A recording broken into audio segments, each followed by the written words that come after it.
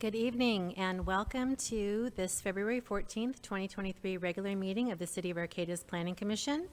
This is a public meeting, and if any member of the public would like to make a comment on any item, there are several ways. If you are on Zoom, when the public comment period opens, you can use the raise your hand icon. You'll be unmuted when it's your turn. If you're on your phone, you can also join the meeting and comment by pressing *9. Again, you will be unmuted when it's your turn to speak. If you are in attendance, you can approach the podium and make your comment. Everyone will have 3 minutes. This meeting is now officially called to order, and we will begin with a land acknowledgement. The City of Arcata acknowledges the lands we are located on are the unceded ancestral lands of the Wiyot tribe. The land that Arcata rests on is known in the Wiyot language as Gudini, meaning over in the woods or among the redwoods. Past actions by local and state federal governments removed the Wiyot and their indigenous people from the land and threatened to destroy their cultural practices. The City of Arcata acknowledges the Wiyot community, their elders, both past and present, as well as future generations. This acknowledgement seeks to aid in the dismantling of legacy narratives of settler colonialism. And so David, can we get a roll call, please? Yeah, and if you'll oblige, we have a few cleanup items that you can take care of in one fell swoop on the agenda tonight. If you can add roll call under item 1, adding item 1B, roll call, and then move the item 5A under public hearings to business items, 6B, and then change 6.1 to 6A. I'll make a motion. I move to make the following agenda modifications. Add item 1B, roll call. Move item 5A, general plan update item to 6B, and change the label of business item 6.1 to 6A. We have a motion. Do we have a second to change the agenda, just to modify the agenda? Second. Okay, all in favor say aye. Aye. Aye. Aye. Okay, so now can we get a roll call, please? Yeah, Commissioner Tagney, Here. Commissioner Figueroa, Here. Commissioner Mayer, Here. Commissioner Simmons, Here. Commissioner Lehman, Here. Vice Chair Davies, Here. and Chair Vasaid Alcock. Here, and at the staff's table, we have David Loya, Director of Community Development, and Joe Mateer, Senior Planner. Now we will move on to oral communications. This time is provided for people to address the commission or submit written communications on matters not on tonight's agenda. At the conclusion of all oral and written communications, the commission may respond to statements. Any request that requires commission actions will be set by the commission for a future agenda or referred to staff. Do we have anyone who has oral This is something not on tonight's agenda. Yep, okay, please step forward. It's related to Saturday's meeting and a few comments, and so I think that should steer clear of the land use element. And so, yeah, thank you. Hello to the commissioners. It's Jim Becker. Gotta watch that pop in thing. I want to thank you for the time you dedicated to the Saturday study session. I feel it'd be helpful to dig down on massing percentages in terms of step back orientations and at what floor they should be initiated. In conjunction with facade articulations, new construction will complement existing neighborhoods instead of dominating them, offering neighborhood-friendly design, scaffolds, which can be refined through quality objective design standards, which you'll move forward with, I think, as this goes on. I want to revisit discussion about the building massing and in what story setbacks should occur next to existing structures. The draft calls for stepbacks presently to begin at 3 stories, and yet on Saturday it was suggested by Ben Noble that stepbacks would occur at 6 stories. I hope the random addition of 3 stories to beginning height of setbacks would not be taken lightly and something deliberated further. I appreciate the almost unanimous, robust discussion by commissioners that citing setbacks and stepbacks could be formulated to address solar shading on existing neighborhood structures. And I believe that honoring solar access can be synonymous with providing much needed housing. Thank you. Thank you, James. Good evening. Last month, I received an email from our city manager, and she said she noticed that I was showing up to a lot of meetings and asking questions about the Coastal Commission. So she wanted to reassured me that David had been meeting with them often, and there was dialogue going there. But I guess the more detailed question that I had regarding that was regarding the last year, whether, you know, all that was going on with the wastewater treatment plant, the gateway, and so when I spoke with the commission, it was basically the word I got was that there was initial scoping meeting about a year ago. So maybe there's some clarity there that could be talked about, whether that was just it or whether there was more to it than that. So, and she also brought up the element from the standpoint of the study that needs to be done for the wastewater treatment plant that the Coastal Commission required. And I specifically then asked her, you know, what is actually being done, where are we at in that process? And I never got an answer back on that. So that's another area that I think is pretty important to know where we're at because of, you know, particularly with Cal Poly and the gateway. I mean, that is the key to the future, that wastewater treatment plant. So it seems to be a subject that sort of has not been talked about recently. So I think that's one that we need to find out a little bit more about the details of what's going on. And also another area regarding this is the grand jury sea level rise report that was done quite a while ago. And there are some pretty specifics there and that are regarding probably the gateway again there. And I don't think anybody has looked at that in a while or even asked any questions. Even with the city council, basically when they made their $54 million decision for approval of phase 1 of the approvals for water quality, they had not read the Coastal Commission report at all. They weren't aware of, you know, specifics as far as phase 2 coming back, levee improvements that might add up to between another $40–50 million. So these are all important questions that you guys should be paying attention to right at this moment. Thanks. Thank you, Gregory.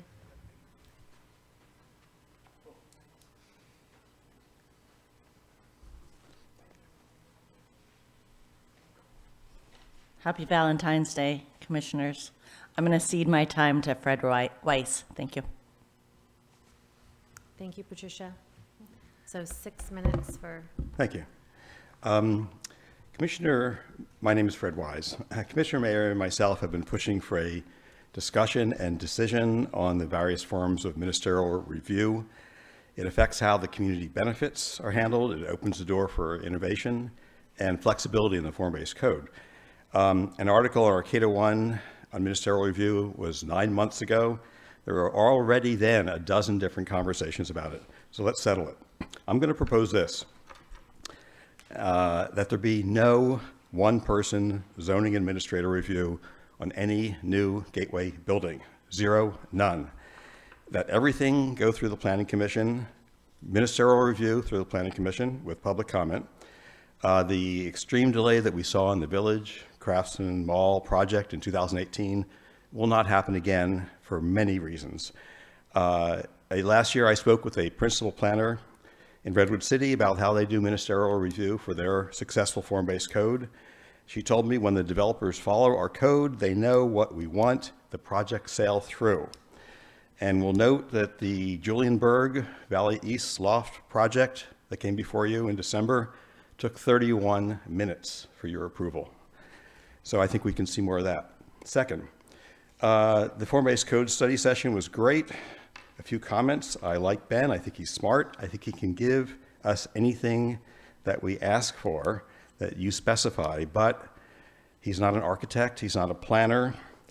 And I think his orientation is urban and modern, not necessarily fitting in here. I question whether he's the right man for the job. The proposed code for form and massing, for height, setbacks, and step backs, as you saw, I regard it as horrendous. Setbacks are a percentage of ground floor area in his code. It would allow, as we know, a sheer vertical wall of whatever height you decide, whether it's 5, 6, or 7 stories, either 10 feet away from a single-family home, and when this is discussed, it would be 0 feet from any other parcel other than single-family. This is a proposed code. It's not the end, but this is how he's thinking. That's very different from what we've been talking about here. The timer isn't going, so, oh, okay, thanks, okay. Okay, tell me when there's 3 minutes. Thanks. I have an idea I'd like to throw out to you.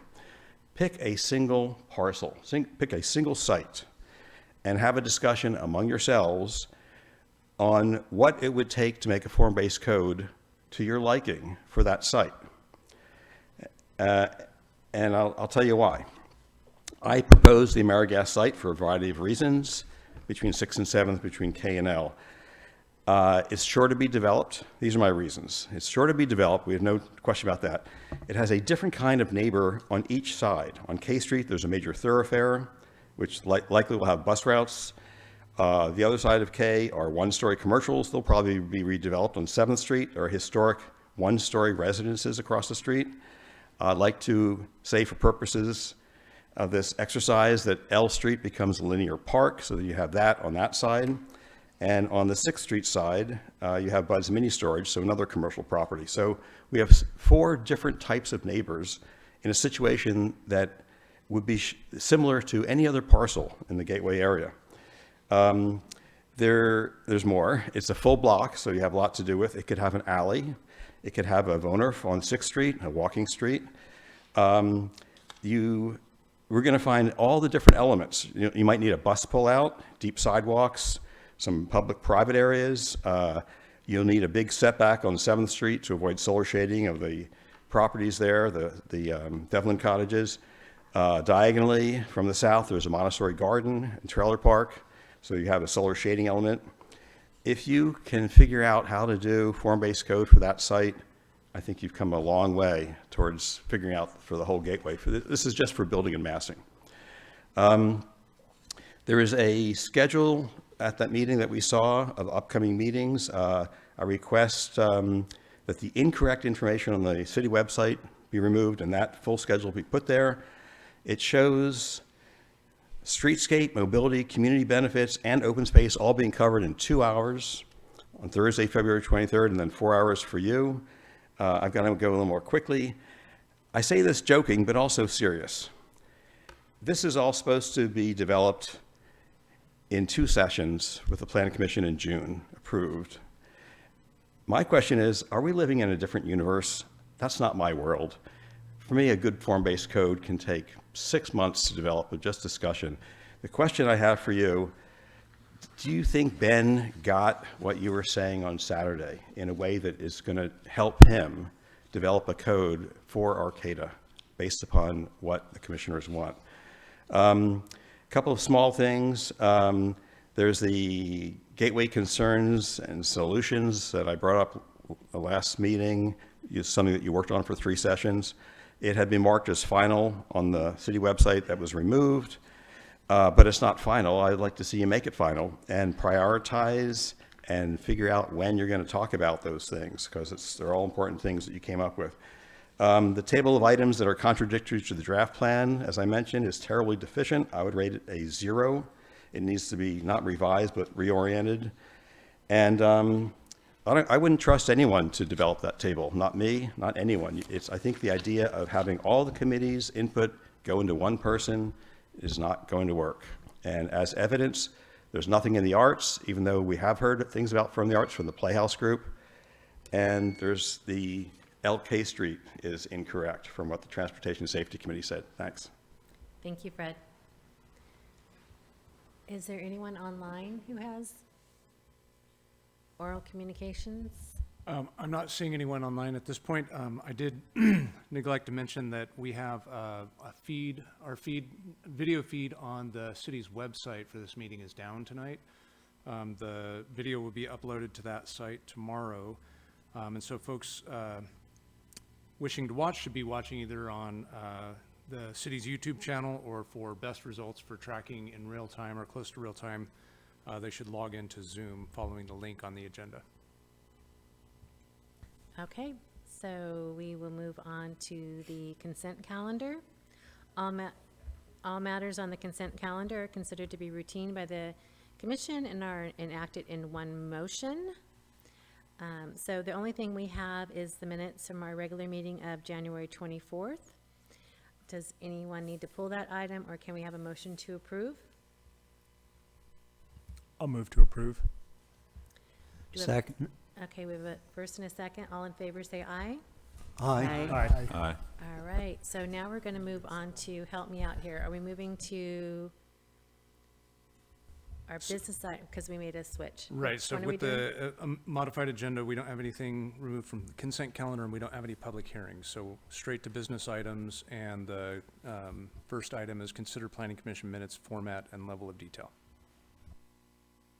Okay, do you have a staff report for that? I guess I'll open it and then perhaps hand it over to Commissioner Mayer, who had asked for this item just by saying that the matter's come up in the last couple of commission hearings. And so we've prepared a space as requested for the commission to discuss in more detail the level of detail that we're putting into the minutes. And as we've discussed before, on the one end of the spectrum, we could draft just simply action minutes. Action minutes would look something like the agenda item was open, the commission received a staff report, took public comment, and took this action. On the other end of the spectrum, which we don't have the capacity to actually provide for you, you'd see something more along the lines of something that would look like court reporting, or a lot more detail than what you're seeing now. And, you know, where we've tried to get to is a level of detail that we feel like at the staff level we can provide to you that gives a little bit of insight into the matters that were raised during the commission meetings under the various subject matters, so that if anybody is interested looking through these minutes and they want to know more, they can go back and watch the video. So with that, I'll turn it over to the commission. Judith, you brought this, you agendized this, so. Yeah, I brought this up because there's been some question about how consistent the minutes need to be, both from one minute to another, from one item to another, and from one set of speakers and debates to another. In an ideal world, we would have minutes that would be 100% accurate in summarizing a discussion and explaining who spoke and what, and capturing the nuances of those discussions, as well as staff positions and presentations.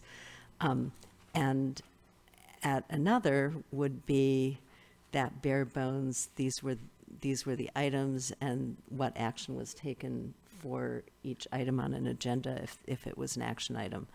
And on some of the minutes we've seen over the past few months, there's something kind of squishy in the middle, where staff has attempted to summarize, especially public comments, when there weren't too many commenters, but not paying particular attention to the commission discussions or any of the nuances involved in those.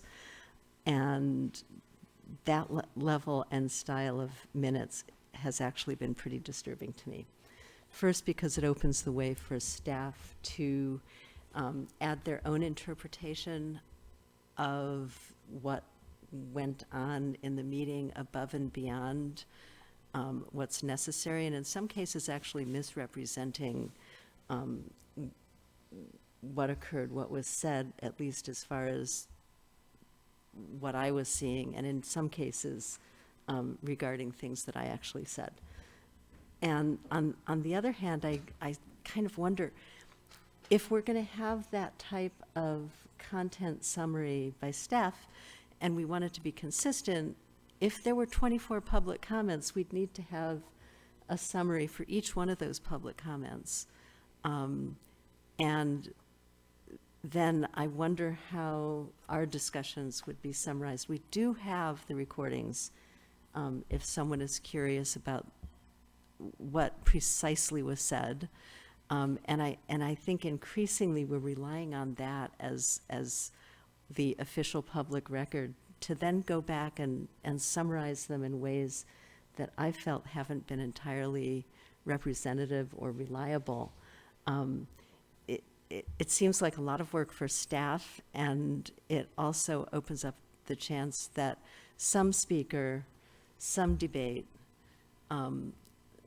some representation would be underplayed or biased according to whoever is writing the minutes of the week. And so I thought, this is really something that we should talk about. We have talked about it at various times in the past. We've kind of made decisions, and then they've kind of slipped over years or months. And so I just wanted to open it up to people to talk about the style of reporting we would like to see. And I would actually extend that to say, if it's possible to actually have additional links in our agenda to video recording, so that if a discussion perhaps, has 20 commenters and goes on for 2 hours, we can somehow go to some crucial points in that recording without having to listen through the entire 2 hours to get there. So, yeah, what do you all think? Well, I wonder, Judith, given sort of limitations on staff time and the sort of unlevel way in which comments are being summarized, would it be better to just summarize less and refer more to the recording so that at least it's more consistent? My feeling is, yeah, let's let staff do a little less work, and possibly rely on specific minute references or some other way of getting to the right point in the recording. If we want to go into more depth on what was actually said, there's less chance of bias that way. There's a better chance of treating comments even-handedly, and we all still have access to the actual recordings. Nothing's actually hidden or lost by doing it that way. A couple of things. One is we do have the ability to change the minutes when they come up, right? I mean, you could say you thought something was misrepresented and ask that the minutes be changed. What that does for members of the public is it means that that member of the public who felt that what they said was misrepresented would actually have to show up at the next meeting or call in to say that, and then, look like, a crybaby for having to complain about it. Yeah.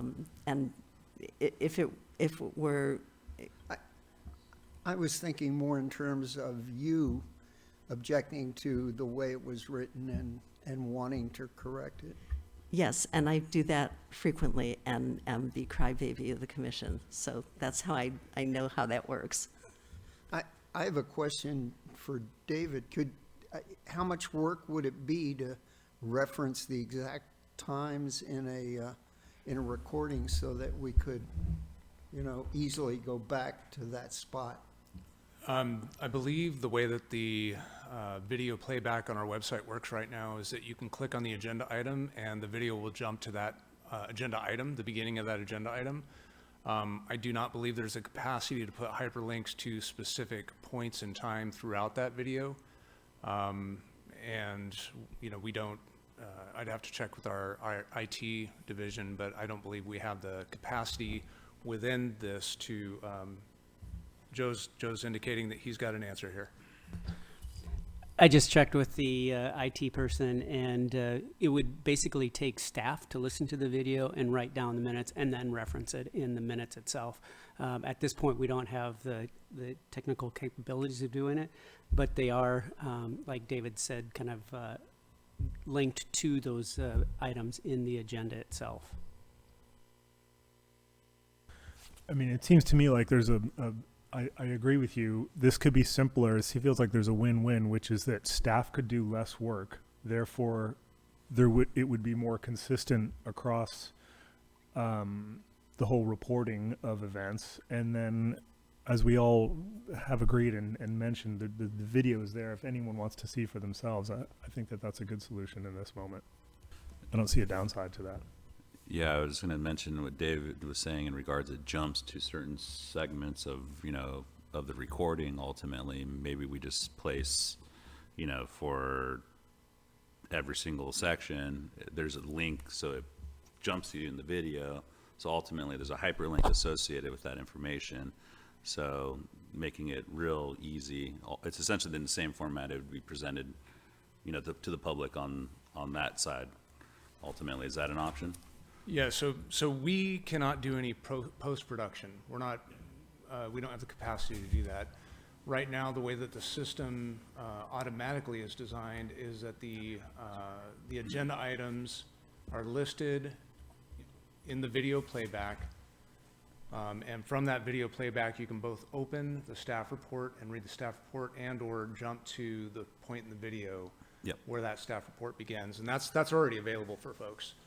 We've done action minutes before. We're happy to do action minutes again. I will say, however, that part of our role as staff is to go out and conduct public engagements. We meet with hundreds of people on a particular item. We take the information that they give us and we distill down what we heard. Not going to say that there isn't potential for bias in that reporting, but that is our job. That's what we get paid to do, is to convey what we're hearing from the public and try and communicate that in a way that gives people insights into the events that occurred, so that those who went to those events don't have to go to every single one of these events. So that's part of our job. Isn't that different than our meetings? Aren't you talking about larger, sort of almost charrette style kind of conversations? I'm just trying to draw the linkage between the fact that when we do public engagement, we provide summaries of that public engagement. We've taken in particular with this Gateway Area Plan to providing all the background documentation as well. So if you want to, you can go and read everything. Most people want to read an executive summary. What were the hot topics that people talked about? And so we'll provide you those. Just because we're making an executive summary doesn't mean that we're trying to discount what one person said over what another person said.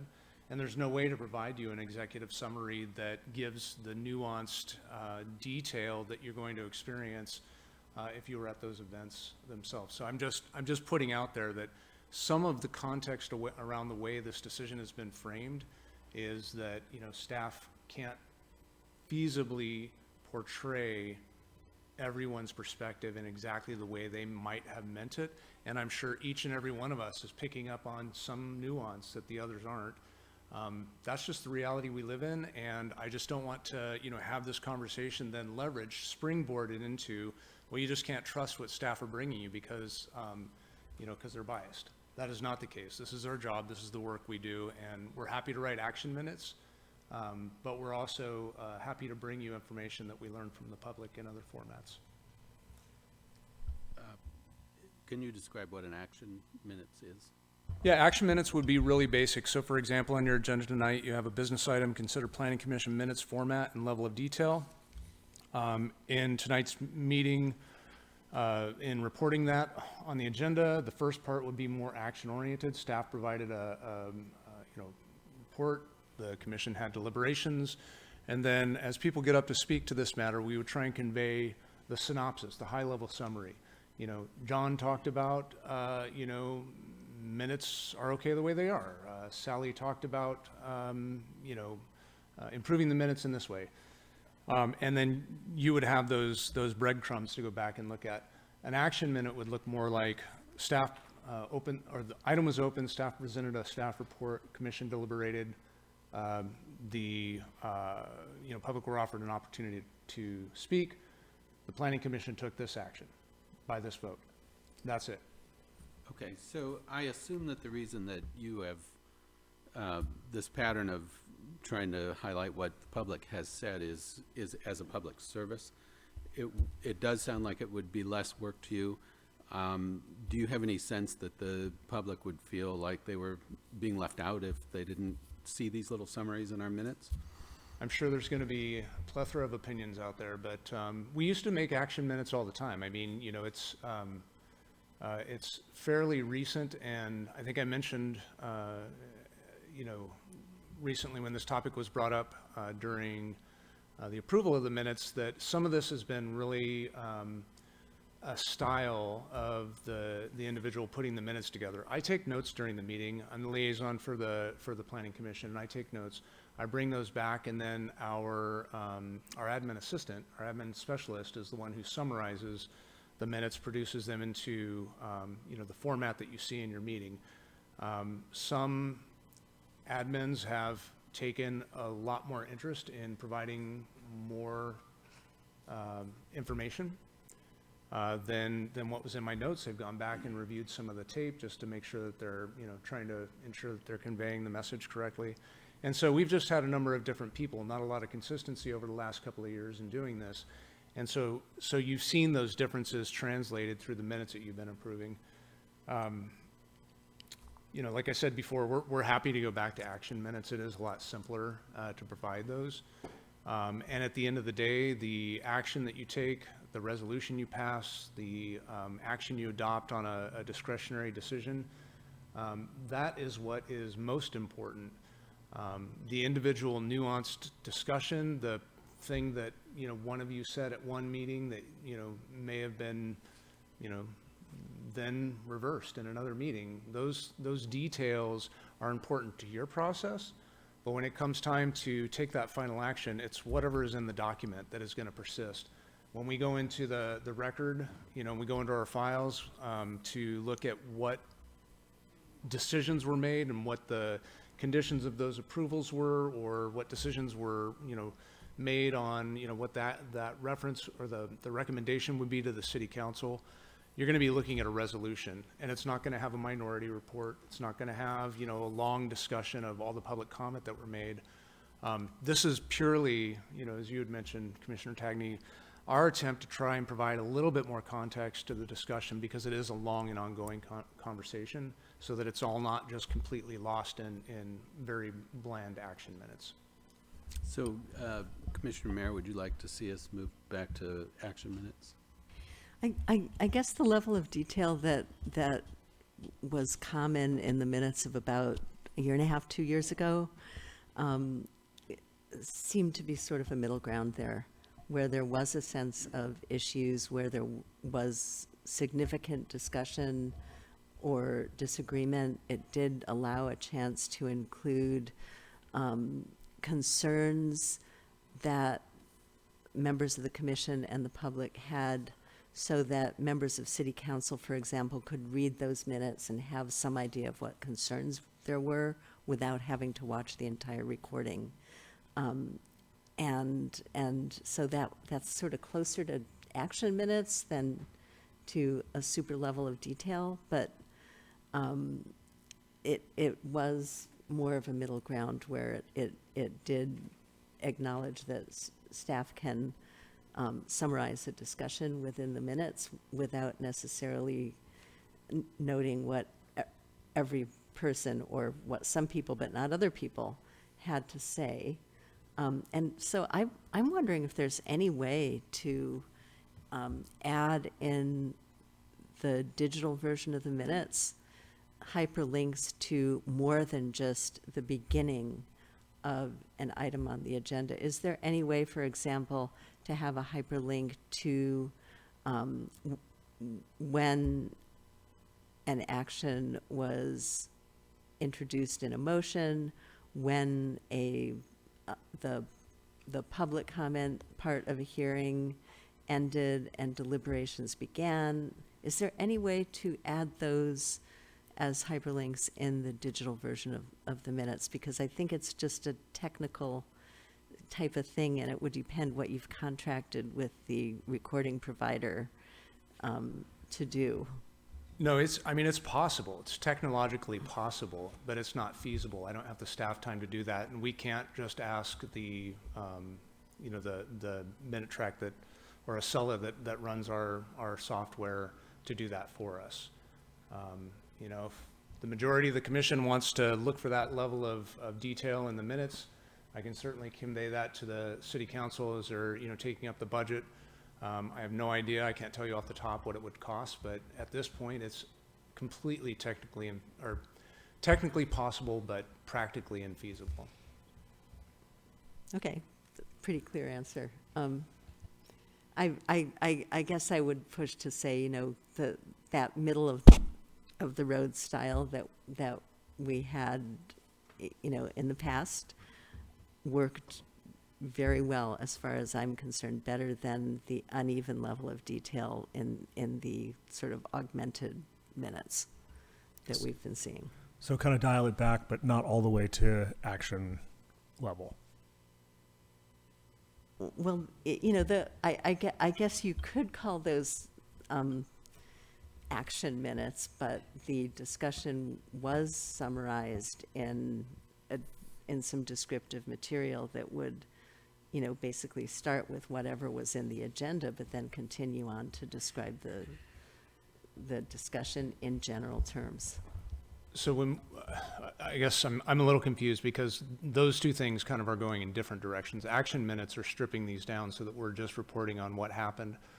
What I think I'm hearing you say, Commissioner Mayor, is to actually add in more detail about what the planning commissioners are saying. Keep the level of detail that the public is saying, but then add in more about what the commission is saying.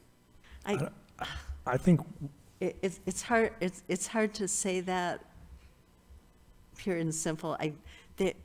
Staff did manage to hit it right, in my views, you know, around 3 years ago, where I felt.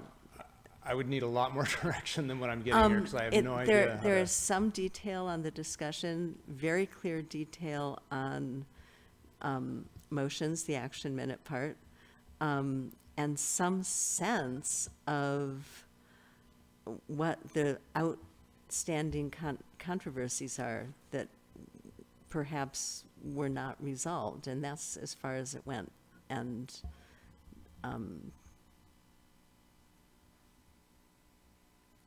yeah, I can tell you right now that I'm not sure what, I still don't have a real good sense of which era of minutes is most appealing to you, but I don't have a good sense based on what you're telling me on how to modify these minutes apart from being able to put in some context around what the commission discussed.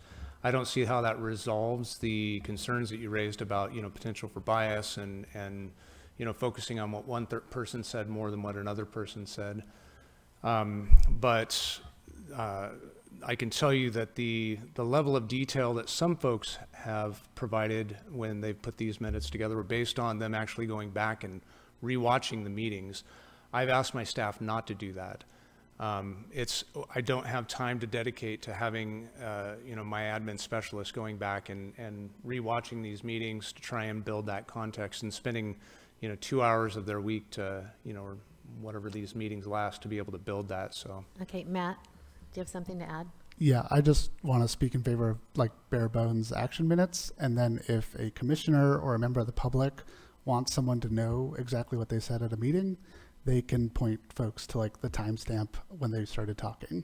And it's like pretty simple for folks to direct when that needs to come up in the future instead of relying on staff to do that. Because even in the situation you're suggesting, staff would still have the choice of where they're putting those timestamps, right? It would still be a decision that they're making. And so I think that just a bare bones minutes with folks calling attention to their comments would work best.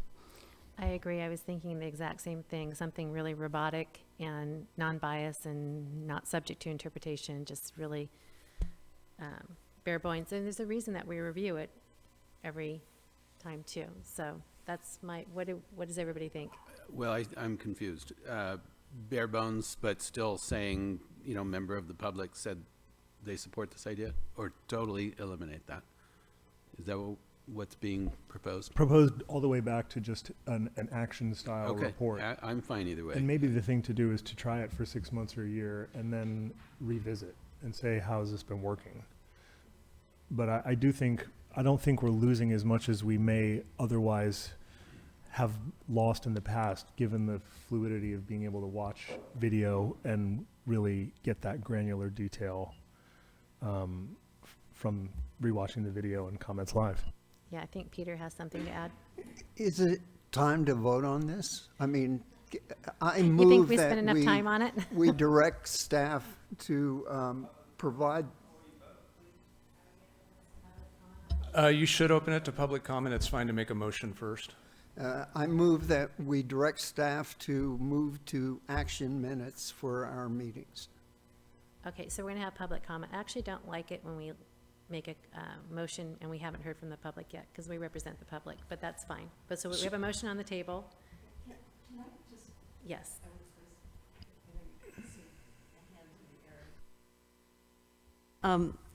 What might be useful even in a fairly stripped down action minutes would be to note how many of members of the public spoke in a public hearing, for example. That's something that's easily counted, and it will give us some indication of, whether this was some hot issue where, 25 people showed up to speak, or whether it was just us chickens in the room. And,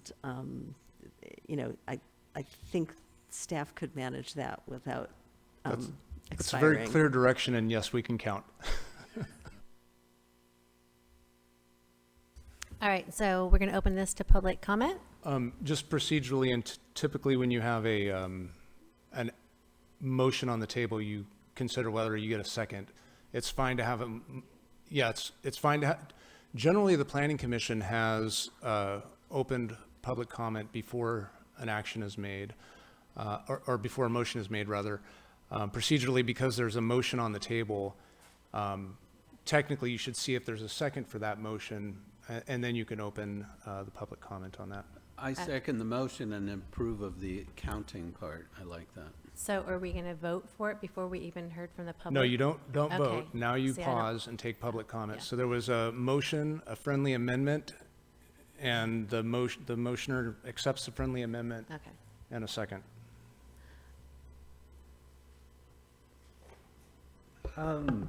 I'd just like to say whoever's been accounting for the minutes, and I still don't think it's really that difficult of a thing. They've been doing a great job. I don't know if it's from transcribing yours and possibly it's from looking back, but we do come here and we have just 3 minutes some nights, occasionally a couple times we come up, and I don't think it's that much of a lift to just provide that much of what the public is bringing forward.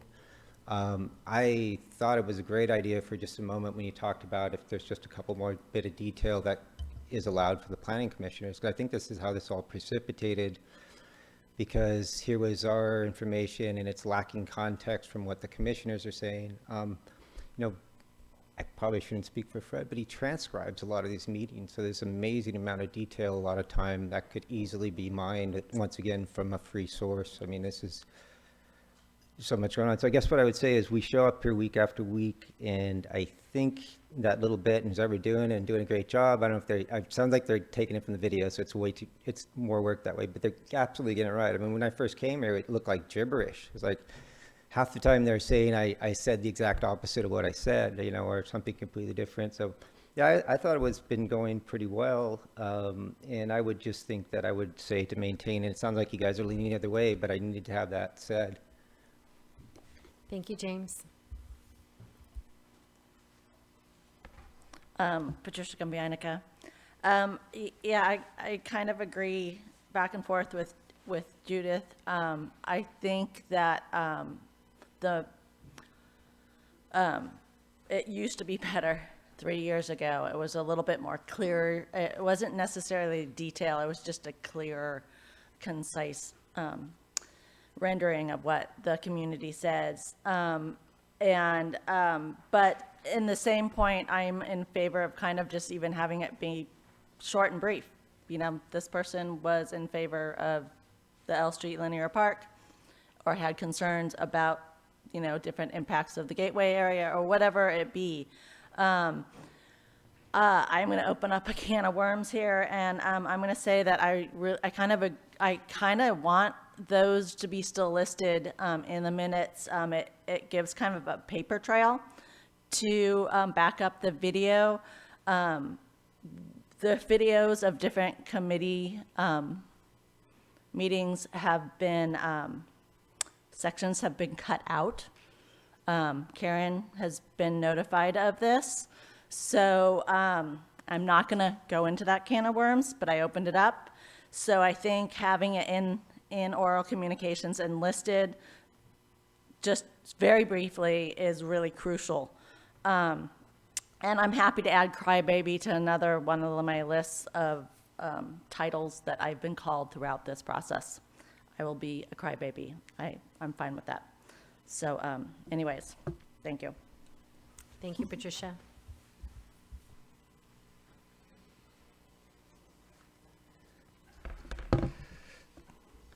Thank you. I appreciate the discussion. I have a handout here of examples of minutes from Transportation Safety Committee, Parks and Rec, Wetlands and Creeks, and the City Council. Everything's different. I'm not saying that you need to do it this way. I propose, I know we all like to move forward and stuff, that we table the discussion until we can see these examples that Judith has brought up. I'd love to see them. And it's possible, I can't say, that people, the commission here has different ideas as to what you're talking about. I thought the minutes for January 24th were done very well. And I've looked at a lot of different things. There's one thing, you know, in oral communication says a member of the public identified several concerns about the gateway plan process. So I didn't like that, but that was me. And I looked it up. I talked about 8 topics that can't possibly be summarized. I do make transcriptions of every meeting, and I refer to them regularly, okay?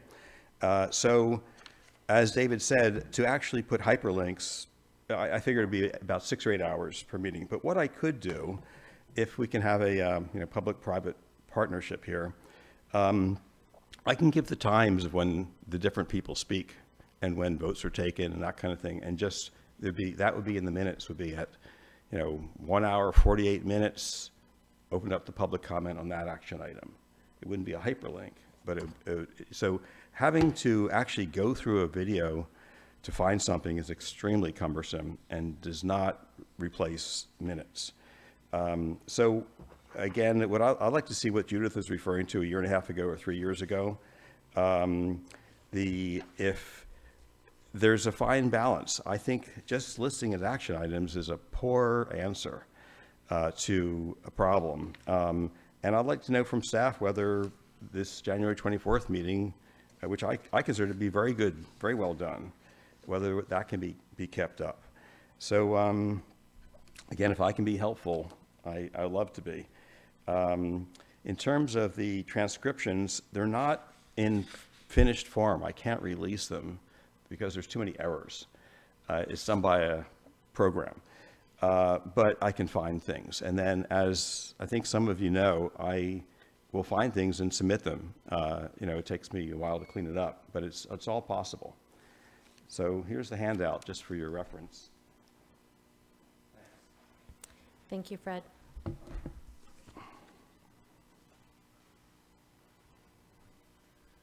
The other aspect of this too is that the public writes letters to you all the time, and those letters are never included in the agenda or the minutes. I've been writing since last winter, and that used to be a normal thing and I'm talking about not only for here, but for the city council, that if you want democracy to work, you need for us to see the agenda, then we respond, and then you add that to the agenda on a Monday so that you can see what the public thinks, even the public that's not here, and that's not being done. And I'll give you an example for tonight. Matt and Judith were able to add, letters to tonight's agenda addressing the subject matter, which I think is fine.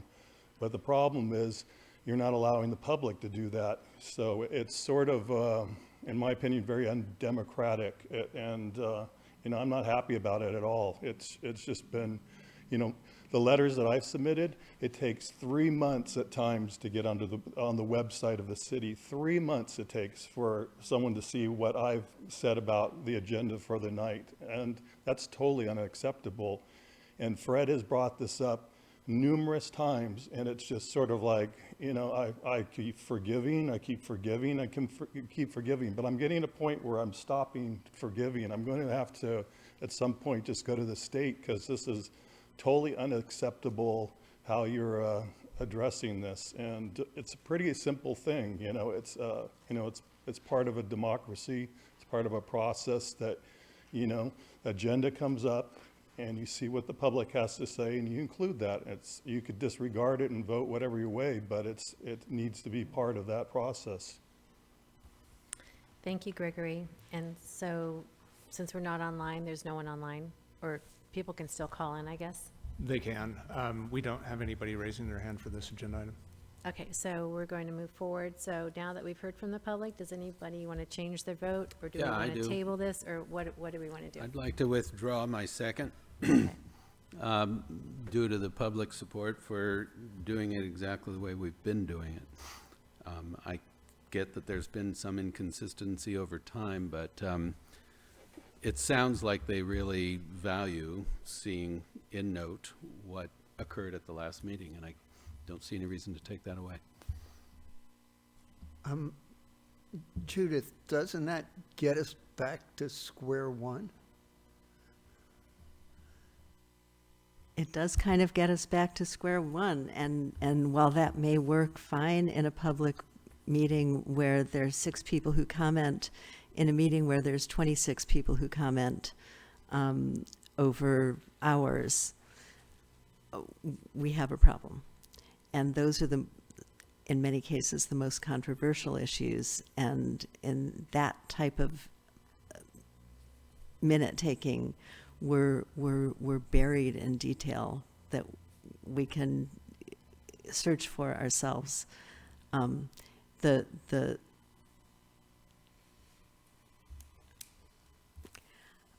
idea that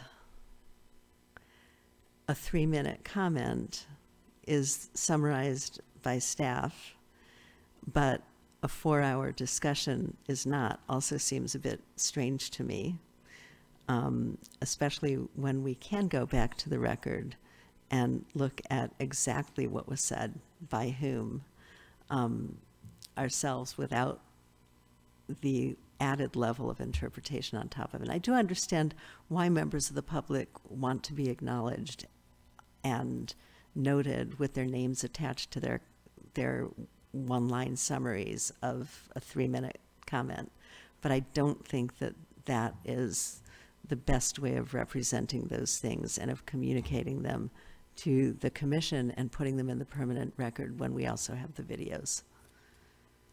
So we have a motion. Do we have a second?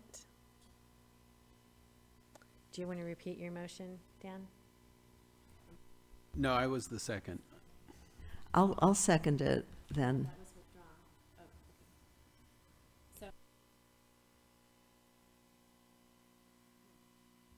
So No, the motion's still there. the Dan motion, withdrew. My motion was that we as a commission direct the staff to have these direct action. I don't know if I used the right terms. Yeah, that's, action minutes. Action minutes. And so again, procedurally, we've got a little bit of a conundrum. The second was withdrawn, so we have a motion on the table. We now have a countervailing motion on the table. And I guess the question is there a second for Peter's motion to move back to action minutes? Yeah, I wanted him to repeat it because a lot has been said in between then. So if you could repeat your motion, your original motion. That we as a commission direct the staff to provide action minutes of our meetings. And I think that's all. okay, and that's what I seconded after Dan withdrew his second. Okay, so all in favor, say aye. Aye. Aye. Aye.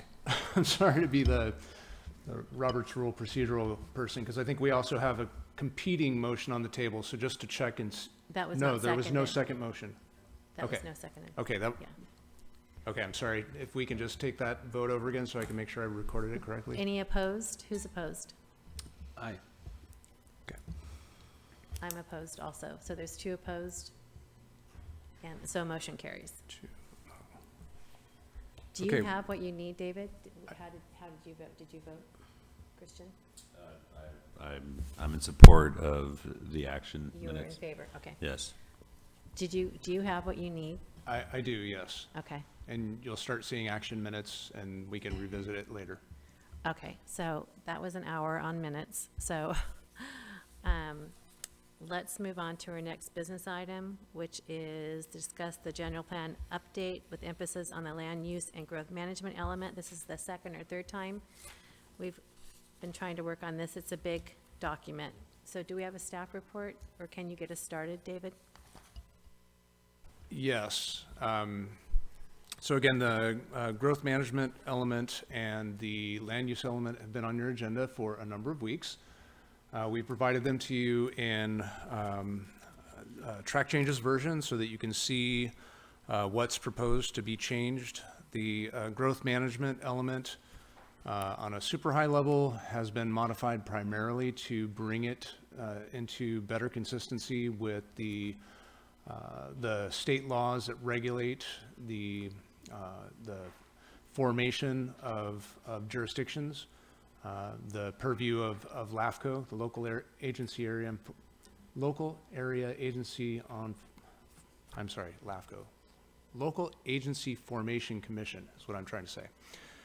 And many of the policies that we had embedded in our growth management element previously were blended policy that was sort of acknowledging these rules, that these state laws that regulate boundaries such as the urban services boundary, the planning area, the city boundaries, all of these different overlapping boundaries that each have a separate set of regulations, blending those regulations with sort of our own Arcata style, our Arcata vision, our Arcata statements of, how we envisioned these policies being used to protect our boundaries, to protect our resources. It was a valiant effort, and I think it really did adhere to our values, but conflating those two confused the issue. So we stripped back the growth management policies to reflect strictly what we're bound to by state law, what these are intended to reflect in state law, so that as we go to defend those boundaries, protect those, those green belts, to have comment authority within our planning area, that we're actually doing that in a way that's consistent with state law. Now, the things that we've taken out, I'll also reflect to the commission, the things that we've taken out, those stricken segments, and you'll see how they were, related to Arcata's flavor as opposed to maybe state law. We can find ways to put that policy back into the growth management element as separate policy so that those things aren't conflated. I'll give you a specific example.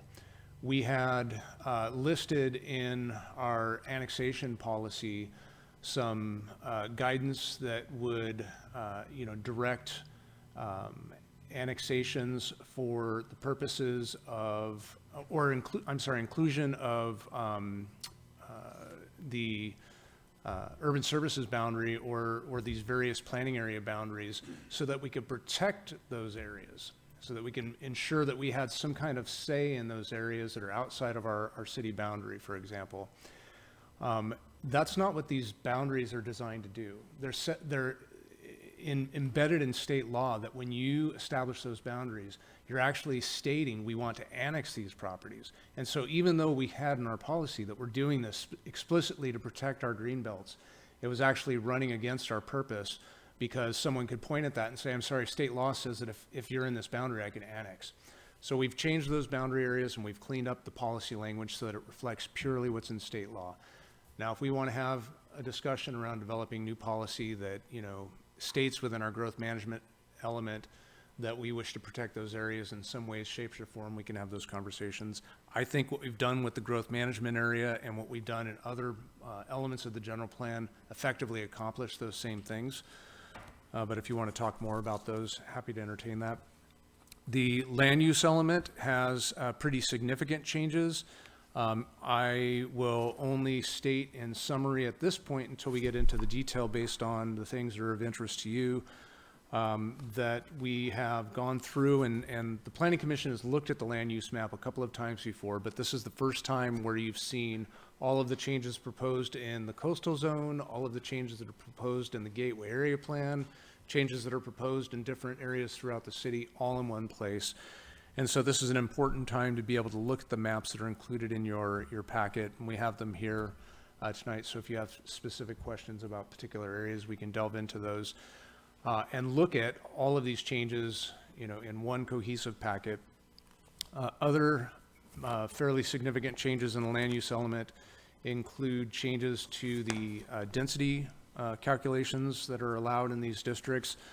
We are lower than most jurisdictions in our current allowances for, in particular, moderate or medium density and higher density zoning districts, and so we've upped those in this land use plan. That increasing those densities will also help us if we wish to pursue pro-housing designation. You have to have certain minimum density allowances within these higher density districts in order to qualify for pro-housing designation. And so we've tried to comply with those. And then most of the rest of what we've done in the land use element is just trying to bring it to, current modern understanding of some of the districts that we've included, some of the planning concepts that we've been talking about for the past 5 or 7 years. We've tried to update those and incorporate them. And we have added mixed use overlay zones to a lot of areas that were heretofore just general commercial. So those are major changes that I wanted to draw your attention to, sort of at a high level, and then we can get into each of those changes in detail as your interest dictates. So with that, I'd like to turn it over to Planning Commission questions and deliberations. We did have a couple commissioners, Commissioner Simmons and Commissioner Mayer, submit comments in advance, some of their thinking on these elements and where to go. And so I hope you've had time to review those. I'm sure you have. And I'd be happy to answer any questions and hear what the public has to say about these elements. I have a question. Can you repeat, you just said, I believe, that the planning area is by state guideline indicating that eventually you will incorporate those areas? Yeah, so if you look on packet page 57, and Joe, can you roll us to that? This is where the, I'm sorry, that's urban services boundary. I'm on page 67. 57, let's see. And, okay, I'm sorry, where I want to draw your attention to is page 53, where we have the sphere of influence to start. So the sphere of influence, according to state law, the sphere of influence is intended to identify areas outside the city's boundary, outside the city's city limits, that are within the city's planning area that the city intends to annex. Historically, we've used the sphere of influence as a way of stating we want to have influence over the county's decisions that occur in this area, because we want to be able to protect these green belts through expanding this large sphere of influence. Okay, very clear. If we go now to packet page 67, there's a map showing the outline of the planning area. And I'm just questioning and or surprised that we would ever consider annexing like all the way out to the dunes. And I'd like a understanding more of the inland kind of southeast direction. I assume that's all Fickle Hill. Yes. And why so far up Fickle Hill? Yeah, so the planning area, that's a really good catch. Basically, the planning area is a zone in kind of comment authority when the county is making land use decisions in that area. And so the planning area is not an area that the city intends to annex. The planning area is the area that the city intends to have some kind of input into decisions that are being made in that area. It's the area in which it feels that decisions in those zones affect the city directly. And so you'll see we go pretty far up as you mentioned, to the southeast here, we have drainages that flow down and drain through the city, and so land use decisions that happen in that area, we want to have, some kind of decision-making authority over. Because it basically what flows into Beef Creek or. Exactly, and also because, we do have, you can see the sort of two rectangles smashed together in that southeast leg. That's the Jacoby Creek Forest, the city owns, and so we want to have some, authority around that as well. Is the trail crossing from the community forest to the Sunnybrae Forest on Fickle Hill an example of this kind of planning activity that's significantly outside of the city boundaries, but still within the sphere of influence?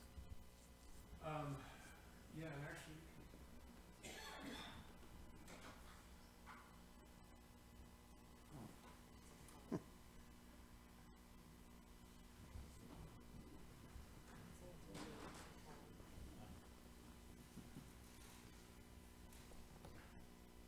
Okay, so I've just zoomed into the area that you're referring to here.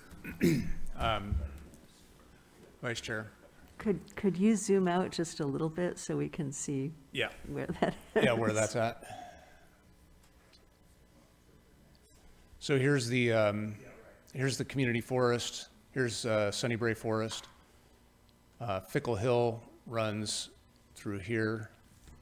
And there's an area right now where we just put the Arcata Ridge Trail crossing across Fickle Hill here.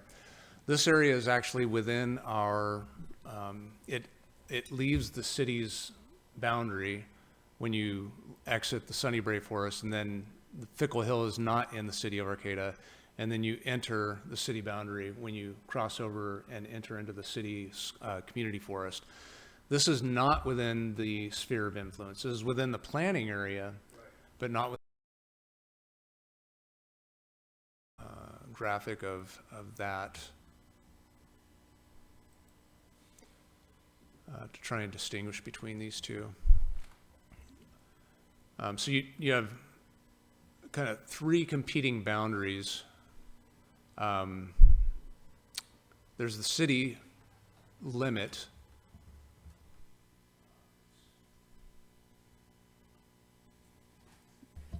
There's the city limit.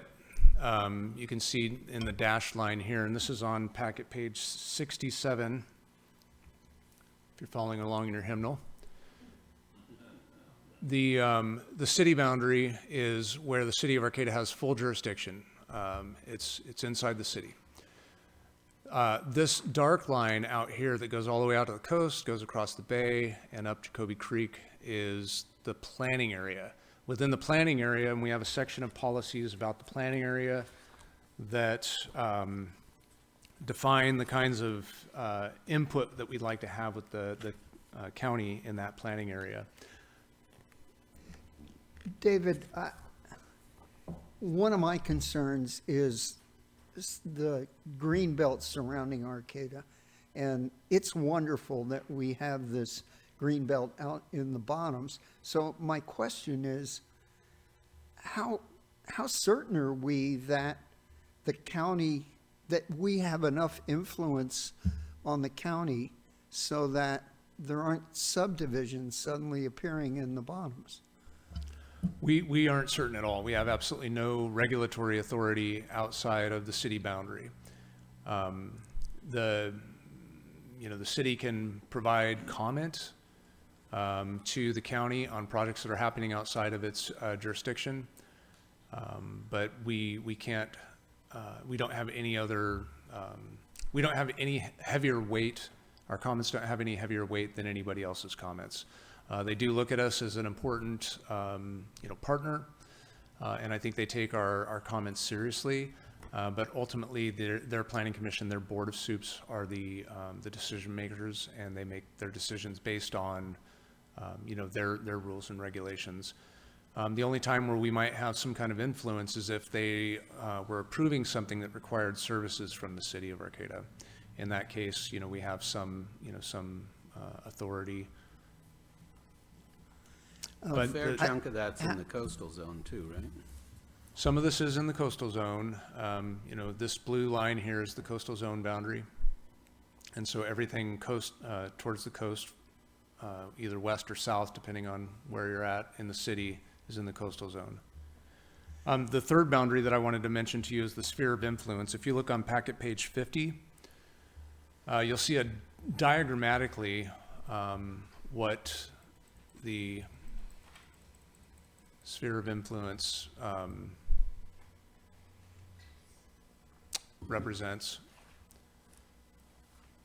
Oops. I've got too many keyboards here.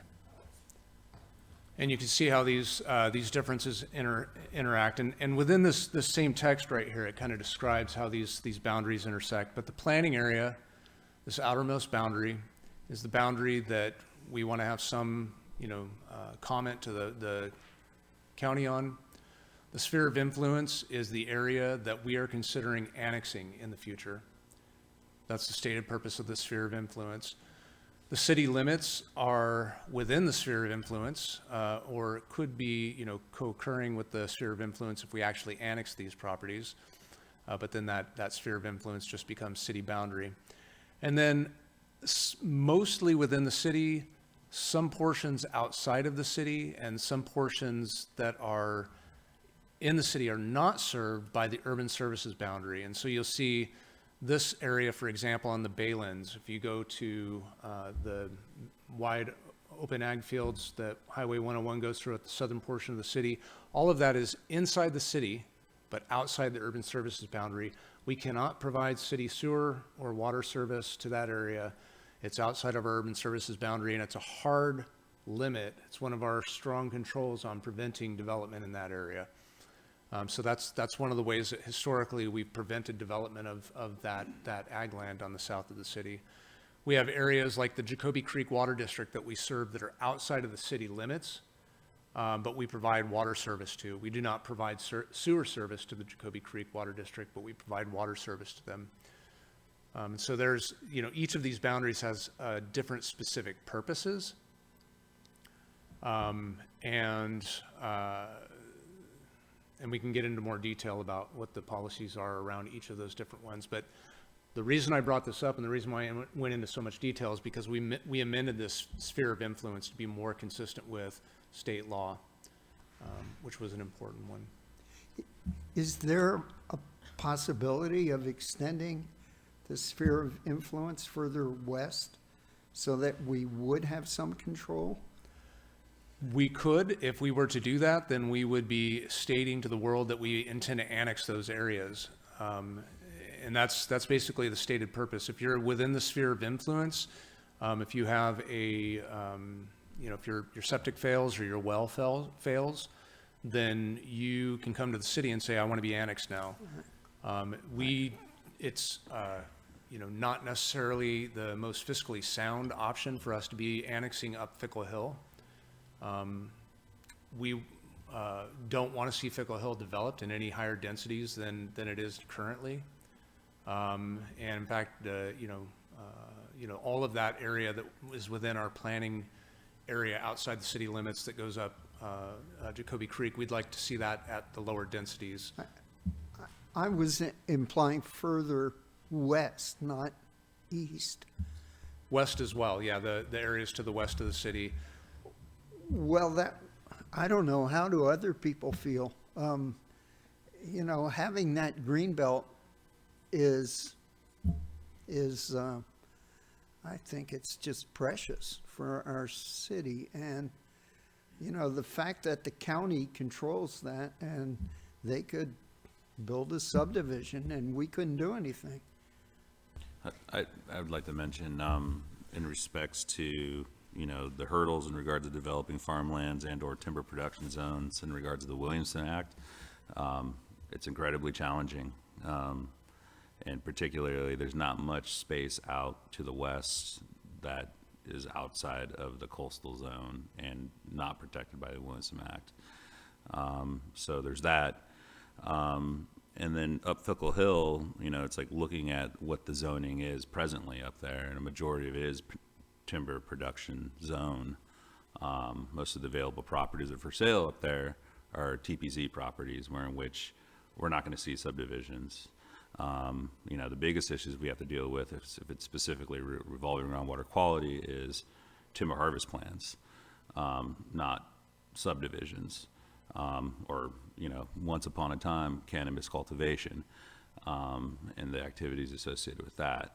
I think there's things in place by county zoning that, and also by the Williamson Act protection in regards of likelihood that these won't be subdivisions in the future.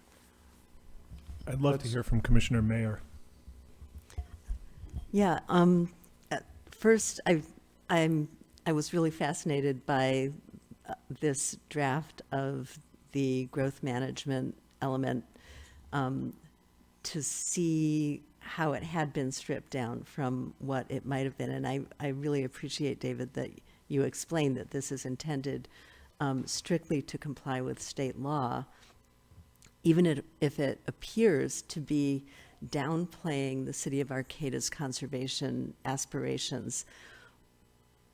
Given that, what I would like to see is a growth management element that will comply with state law on the one hand, but that still provides ample space for the city of Arcata's green belt, and in this case, I guess, blue belt conservation aspirations in line with existing city policies.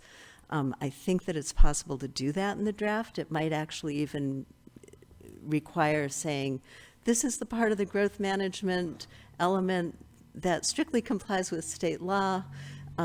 These are additional aspirations that the city of Arcata puts forward in this plan in line with our vision statement and our overriding growth management policies. And I don't think you have to sacrifice that in order to make sure that the state's going to be able to check off, yeah, okay, sphere of influence, and that they get the boundaries right. That said, I think that the state rationale for the sphere of influence as the area that a city intends to annex in order to develop it is extremely limited, and I think people around the state are realizing that now. And regardless of that section of the growth management element that completely accepts that statewide definition, I think that it would be important to adopt policies that indicate that the city of Arcata will need to annex land if necessary to fulfill our conservation policies and goals, and to put that out up front so that LAFCO will get what we need, and also to make sure that the county will hear it, not just in staff communications from the community development department in the city to the community development, or whatever they're calling it, department staff at the county, but also so that the public in the city of Arcata has a chance to make their views known. And so in order to do that, since the county is probably not going to provide us with an opportunity to do that in their process, we need to provide an opportunity for our public to do that in our process. Therefore, if there is a proposal, for example, to the county to develop lands within our green belt or our blue belt, we shouldn't just assume that staff objections to the county will be enough. We should actually have something so that we can have public hearings in Arcata on those county proposals so that our public can speak out and the rest of the county can hear us. I think it would actually support staff's positions. This is something that, staff can orchestrate. But it would give us a chance to tell the county what we believe on our turf. rather than relying on their silence. So I think it's important that the growth management element makes space for our policies and our aspirations and our visions beyond this pared down, this fulfills all the boxes of the state requirements of our boundaries mode. Are you suggesting that we expand our sphere of influence out into these green belts, for example? The problem with calling it a sphere of influence in that respect is that the state has already defined what a sphere of influence is. And the policies for annexation that LAFCO is pursuing abide by those state definitions. We can have policies for annexation stated in the plan that recognize the conservation goals of annexing land to conserve it. The state definitions today don't adequately provide for that. And yet, if our policies fail to do that, we're basically accepting that we're giving up the ability to conserve land on our boundaries. Can I, oh, go ahead. 1 second. I agree with your sentiments. My question is, how do we do that? So, I have some suggestions in case it gets to that. and if I could point out, a couple areas within the document where I think it would be appropriate to put those, and where I feel like they already are in part. There was a lot of duplication between what the planning area is for and what we tried to embed within the sphere of influence. So again, we cleaned up the sphere of influence. We tried to synthesize this in the planning area. So if you look on packet page 52, and I've got the beginning of it on the screen here, this is our planning area policies. And the objective is to advocate for appropriate planning area land uses and management. And we do these in a number of different ways. One is by having a planning area defined on a map, figure LUA. We have this section GM1B that talks about referrals by Humboldt County, where we have indicated we want referrals from Humboldt County for projects within our planning area. I'm signed up for the notifications for the county. When they have projects within the planning area, they send notifications. You all can get signed up for those as well. It's a public platform, as can the public. There's the land use designations, GM1C, that talks about how the city of Arcata wants to see those areas that are outside the city limits addressed by the county, including land uses. And we state that we want to retain timber, agricultural, and rural designations on lands located within the planning area. There's also Greenbelt policy on packet page 53, where we intimate our interest in expanding management and development of only rural densities be approved in these green belts. And then finally, GM1E, resource protection in the planning area, where we look to have those natural resources protected. And so there's an area in this growth management document where if you wanted to have further refined policy to do exactly what Commissioner Mayer is saying, to signal to the world, what we intend to have happen within the planning area, that's the appropriate place to put it. And then I draw your attention to on packet page 56, what we've intended to do is to clear up some of the city's intention behind annexations to address exactly what Commissioner Mayer is talking about, because we've gone before to annex, for example, the Jacoby Creek Forest, which is it's discontinuous with the city's boundary, and it's part of the city. We've got the McDaniel Slough, and we want to annex the McDaniel Slough. If you look at our existing body of policy, these kinds of annexations aren't really exactly consistent with our current general plan because of the exact problem that Commissioner Mayer is pointing out, that all of the annexation procedures are really designed around urban development. And so on packet page 56 under GM3C, what we've done to try and address that, as we've identified this as a problem, is to add under bullet number 1 that the first criteria for annexation of undeveloped land areas is that they be within the urban services boundary and adjacent to existing urban development, unless the annexation is a city-owned land for the purposes of resource habitat management or for the purpose of fulfilling the city's greenbelt policies. And so I think this kind of is our attempt to address the conversation you're having. We can strengthen that. There may be private landowners, it doesn't have to be city-owned, who want to add to the greenbelt, that want to contribute to, you know, a land trust. And so I think we can incorporate those concepts there. Yeah, thank you. I think that's an important aspect of our growth management element. This isn't just a matter of, you know, filling out a form that the state has provided us with. And, you know, if you require enthusiastic support from the Planning Commission to strengthen the Arcata version of these policies, I would imagine you probably have it. And I appreciate your mentioning that the annexation policies should not be limited to land that the city already owns, especially since for some of our major conservation projects, there have been intermediaries like land trusts and various other owners that have attempted to bridge that gap between private ownership, potentially subject to all kinds of developments under county jurisdiction, and city ownership. The city may not even want to take on the liability for some of those areas that we want to conserve. And of course, then that brings up this issue of, you know, LAFCO requires that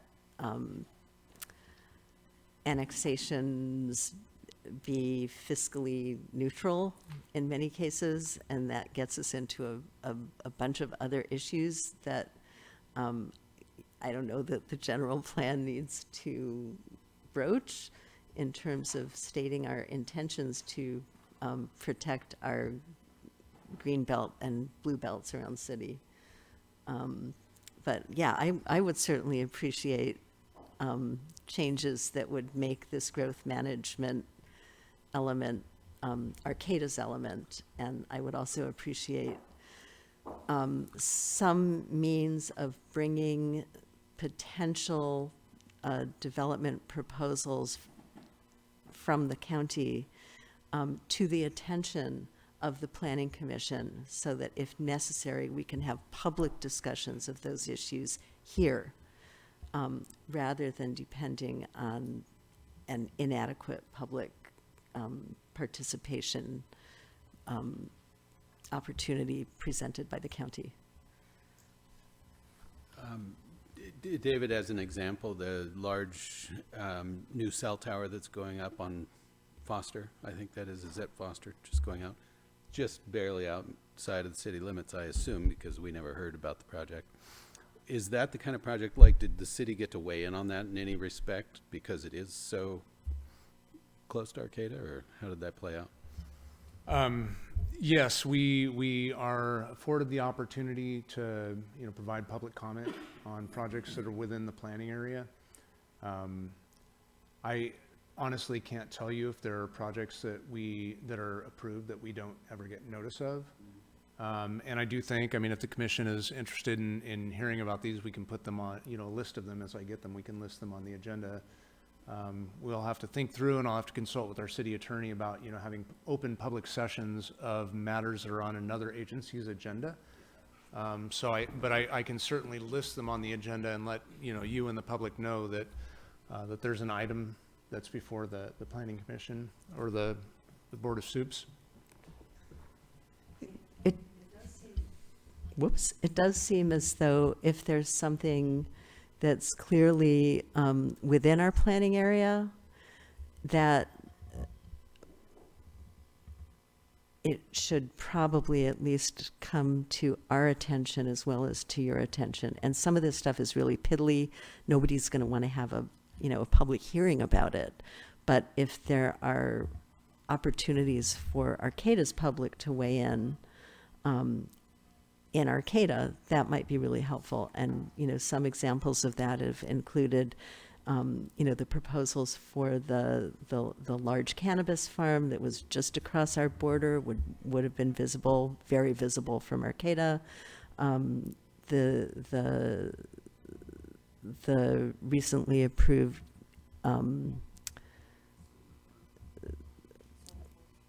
Solar farm, yes, that's, that was the word. Solar farm, I mean, there, you know, there's a long list of these things. It would be great since, you know, typically Arcata weighs in on those issues through a staff comment to their staff. If we at least had a chance for a public comment session here, there's nothing that prevents us from talking about just about anything. These aren't action items. They certainly could result in a recommendation from the Planning Commission to staff as to how the city might want to make an emphatic comment to the county. So that, I would recommend that. And then, you know, when we talk about zoning, I have some other suggestions, or when we talk about land use, but that's a sort of a separate set of issues. You know, it's one thing to have a hearing and weigh in and have the public weigh in, but do we have any real power to stop something we don't like? Well, can we move in the direction of having more say about what happens right next to our city? That's what annexation would do. Well, we should think about it. So before we move on, any other comments? Yeah, the other avenues seem to be conservation easements, land trusts, a whole gateway or belt of, you know, creative solutions to stitch it all or make it all either impossible to develop or undesirable, or, you know, and I think what Commissioner Figueroa said is great about that. It's already a hard place to develop out there, although things like cell towers and solar farms can be pretty easy to put up, you know, so things will happen. Yeah, those were really, I liked everything that Judith said. And just to cut everybody off, because I know what the public is going to say, David has in here, or Delo, I think Delo wrote this, that an assessment of the city's capacity to provide facilities and services, including wastewater collection and treatment, stormwater, it's all in here. I just letting you know that, that's in here. So who else has some questions? We can just dive in anywhere. Can I start? Can I say Yes. something? Yeah, I was just wondering, there seems to be, this is related to the growth management element, competing language between what is rural and existing community character. And I was just wondering how that came to be. Ultimately, I see we have strikeout language where we struck out rural and we put in existing community character, but then we continue to use rural as a descriptor beyond, for instance, in the guiding principles and goals ultimately, and policies and so forth. So I'm just wondering, you know, why we decided to cross something out, and then we decided to provide separate language, and then we continue to use rural beyond that, you know, where in which it seems like it would still be befitting to use existing community character. And rural is subjective, you know what I mean, for us here in Arcata, you know, rural, yeah, or for this, you know, when people from the outside look at us, yeah, we're rural, but city of Arcata, it's not very rural. So I'm just wondering how that came to be in the selection of that language and defining what is rural. If you could point me to a couple of examples, I have to say that totally Sure. escaped my notice. Yeah. So for instance, in guiding principles and goals, it's, well, I don't know, my packet pages are all different. It seems like 16 on the bottom, but it's actual page 2-30 on the actual growth management element. On guiding principles B, we crossed out rural, but we included existing community character and promote resource protection, right? And then, you know, moving on into the policies, you know, we use rural, and we use, you know, essentially we keep on, you know, rural densities versus, you know, existing community character, or, you know what I mean? It's just, I'm just wondering. Yeah, I'm gonna have to look into that and get back to you. I'm not exactly sure, and I just realized that the packet I'm using is, we've been telling you to bring your packet that was printed back in the Yeah, day. It I has use- different packet page numbers. Yeah, And I apologize if I confused you all when I was referring to packet page numbers earlier. Yeah. But yeah, I'll have to look into that and figure out why we did that. Another side note that's about, the way we've used language. Yeah. The consultants have gone in and changed everywhere we had sphere of influence and changed that to SOI. We'll be changing those back to actual words. I have a goal to not have a single acronym in our new general plan. And so if you can help Cool. me, help be my accountability partner on that, I'd appreciate it. Okay.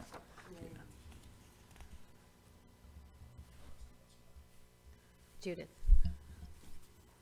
I was looking at the rurals here, and I saw in my note there was another thing that kind of struck me. It's on packet page 57, which is GM policy GM4, urban services and urban services boundary. And I am wondering, this refers to rural residential development may be approved outside the urban services boundary only if the development would not require extension of water, sewer, and other public facilities. And I'm wondering if there might be an opportunity to strike residential there to make that statement more general. And then to add language about adversely affecting aquifers, groundwater, and other key land or resources within the city's boundary. And I guess I'm thinking of that example of the proposed, some of the proposed cannabis farms, for example, that would have been drawing on groundwater for their irrigation and had never really even analyzed what potential impacts on the city and other, ecosystem services, you could say, within our various boundaries. Would that be possible there so that I think I get where you're going. I think that this was specifically tied to, okay, so two things. Yes, I think we can make this more general and then also make reference to not only that it doesn't require the extension of water, sewer, and other public facilities, but that it doesn't have, negative ecological impacts, to sum up what you just said. But this is intended to identify areas that are inside the urban services boundary. Outside the urban services boundary, but within the city limits. So we have areas that are outside the city limits that are inside the urban services boundary, but these policies would only pertain to areas within the city limits. These wouldn't go out to the planning area per se. So if you wanted to have, the example you used was something that was in the planning area. And so I think that to address that, again, we wouldn't be approving the projects that are in the planning area outside the city limits, but we could, intimate our intention that we don't want those projects to be built if they're going to have those negative impacts in our land use, or in our planning area policy. Okay, yeah, I noticed that it said the city's incorporated area and sphere of influence, so I figured that kind of covered that interaction with the county as well. It's a little, if there's a way to make that a more general statement, especially not limiting it just to residential development, that would be great. I would like to mention too that kind of gets kind of funky. Subsurface groundwater hydrology doesn't have boundaries that we make up.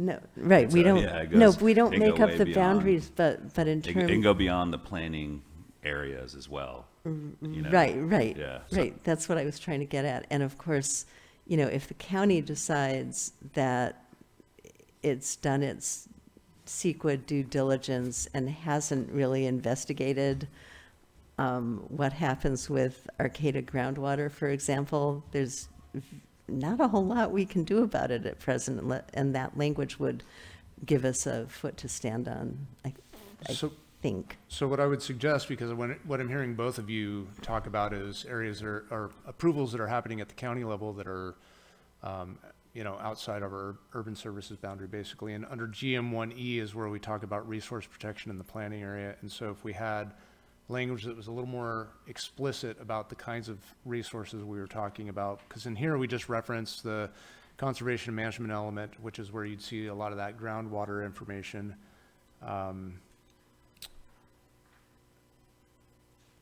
Another general plan policy. So we could put a couple of examples in GM1E, and I think that would go to address the concerns that you're raising.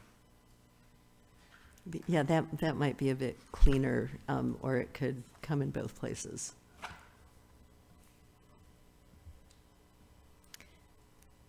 I think this policy, GM4A that you first identified, though, where it says that rural residential development may be approved outside the urban services boundary only if the development would not require the extension of water, et cetera, was intended to address the fact that currently in, AE zone and, I know for sure in AE zone, I'm not positive about NR zone, that you can build a farm worker housing or a single family home on those. Most of our AE is actually in the coastal zone, and there are other policies that layer on top of that that limit this. And so I would say that, changing it to from residential development to any other kind of development might make sense, because you can build farm structures on AE, for example. It's not residential development, doesn't require urban services. So I'm going to note that as a tentative change, but I'm going to have to think about that a little bit and see if there are problems that come up in the way that these interact with other policies. Yeah, I think that would also cover the concerns I think Judith has presented regarding the Cypress Grove activities in regards of facilities associated with agricultural activities like production and so forth, and the demands associated with that. Yeah, I was going to bring that up when we talk about the land use element, because it's a pretty extensive can of worms. But it does kind of come in both places. Cypress Grove was basically a matter of defining the types of activities and structures that we would consider agriculture for the AE district. So that's kind of more of a land use thing, but yeah, it comes in both places.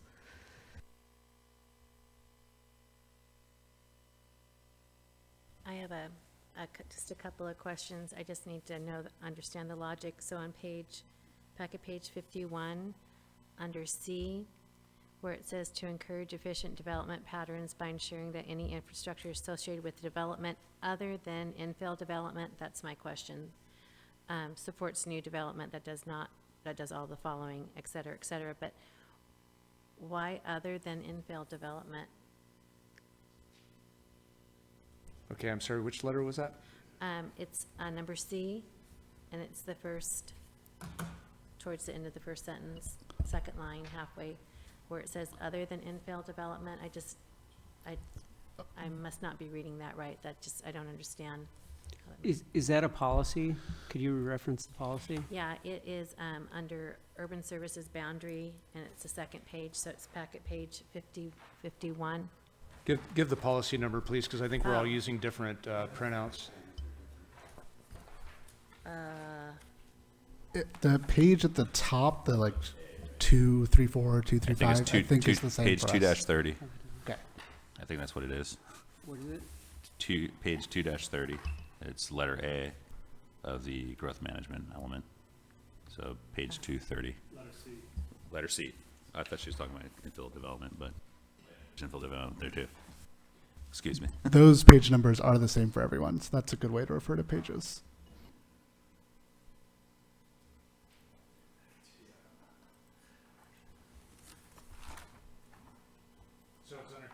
under guiding principles and goals, letter C. It's before guiding, it's right above guiding principles and goals. It's the last thing right above guiding Gotcha, okay. principles and I'm goals. sorry, I was not seeing what you were talking about. Sorry, I was so dense on that one.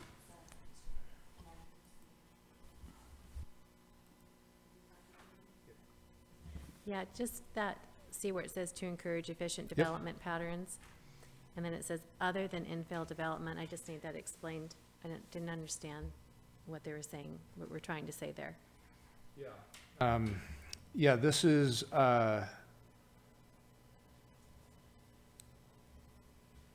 basically trying to contrast development within the city boundaries where we have existing infrastructure and may have upgrades associated with projects inside the city boundaries versus projects that might happen outside existing developed areas.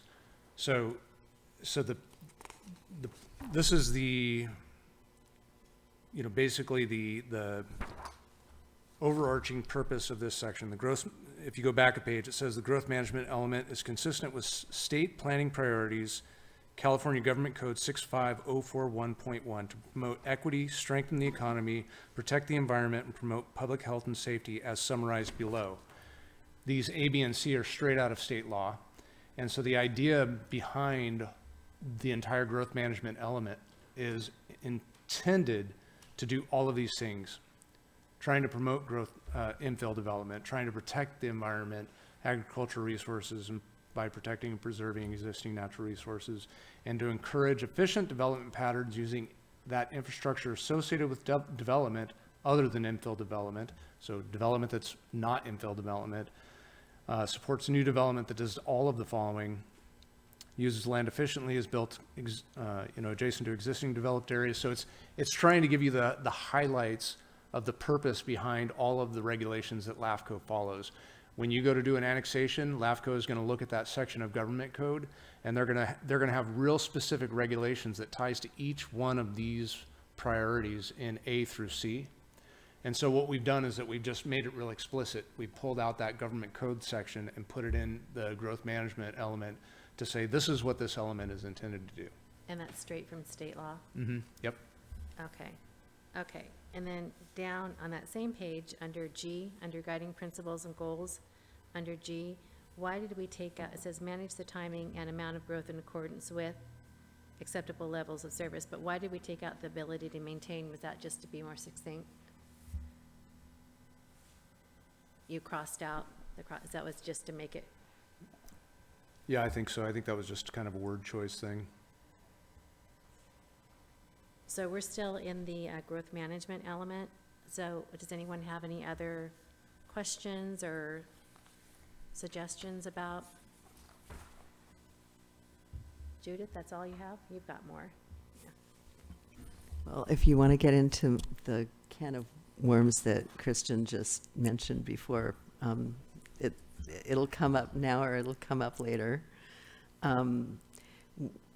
One of the things outside of our city limits, but crossing over into our city limits, has to do with our definitions of principally permitted uses or conditionally approved uses in our agricultural zone, or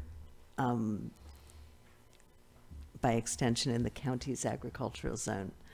And right now, our definitions include a huge range of uses and the structures that house them that are related to agriculture but don't look like farming.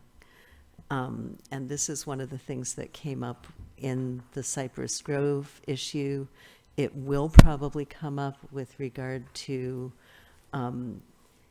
agro-electricity development. I think that's the term that's now being used, basically solar collector farms. It came up with regard to the proposals to extend the flower farm to include a rather large cannabis farm in greenhouses. It's come up a lot of times where we have things that are kind of defined as agriculture, but that require massive structures that don't look like farming in areas that we've identified as either our green belt or that may even be in the coastal zone associated with aquaculture at some point in the future. And how do we want to deal with those? We could just say, hey, if it has to do with farming, it's fine. Let's let it stay there. And then if necessary, review each of these on a case-by-case basis with conditional uses, and then if it's outside of our boundaries, make recommendations to the counties saying, we don't like this one, and then, that's all we can do. Or we can do two things.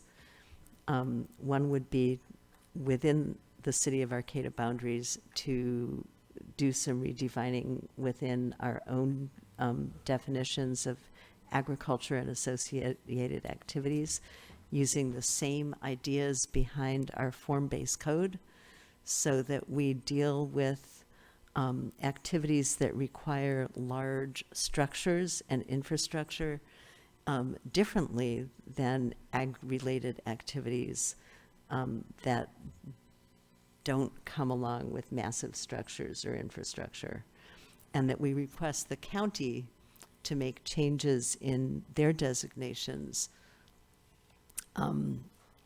accordingly, so that there is some definitional difference, some principally permitted or conditionally permitted zoning distinction between agriculture with really big buildings, a lot of power and light and noise and traffic, and agriculture that, for lack of a better term, looks more like farming.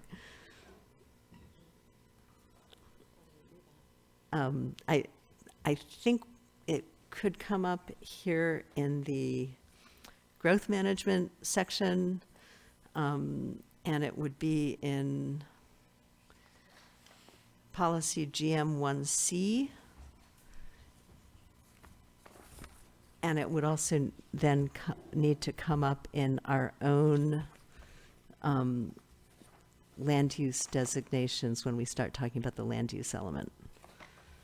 Judith, do you recall on that cheese factory project, wasn't there some kind of right to farm laws that are state law or something like that that came up on that one? That ag buildings just fall under agriculture? Yeah, people did use that, but in that case with the cheese factory, the owners said unequivocally that they can't raise goats in the same place where they're making cheese because of the chance of microbial contamination. So they had already said that what they were building there was the factory, not the milk production. And not only couldn't you put a couple of goats there to make it look like milk production, but you had to keep the goats out completely. And at that time, that was about when Emmy, the new owners, had pretty much declared that their milk production was not going to be in Arcata, it was probably going to be in McKinleyville and beyond. So the only agricultural activity from that development in Arcata would be the cheese factory, the processing. To make a long story short. And the public comments overwhelmingly talked about, regional agriculture in the county, but didn't want to talk about agriculture within the city of Arcata itself. I don't know if that answers your question, but. My question was really, I thought that there was a little bit of that the cheese company had some leverage on that ag buildings fall under ag. If the land is zone ag exclusive, staff can help on this one. That they have the ability to build buildings whether we like it or not. Wasn't that part of that debate? A use permit was required for that activity there, and it went before the planning commission. I believe it, I can't remember, a portion of it might have been appealed, but I think it was a determination by the city to allow that land use activity there. And I think our current zoning code does allow for larger structures. And I think what I'm hearing Commissioner Mayer suggest is, do you want to have a conversation about changing that in the land use code? You might be able to indicate that in the policy language that has some form of distinction between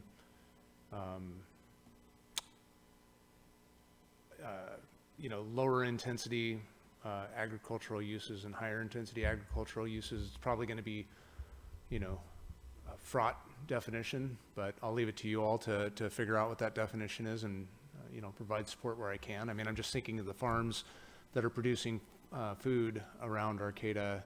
Many of them have quite large structures, and are,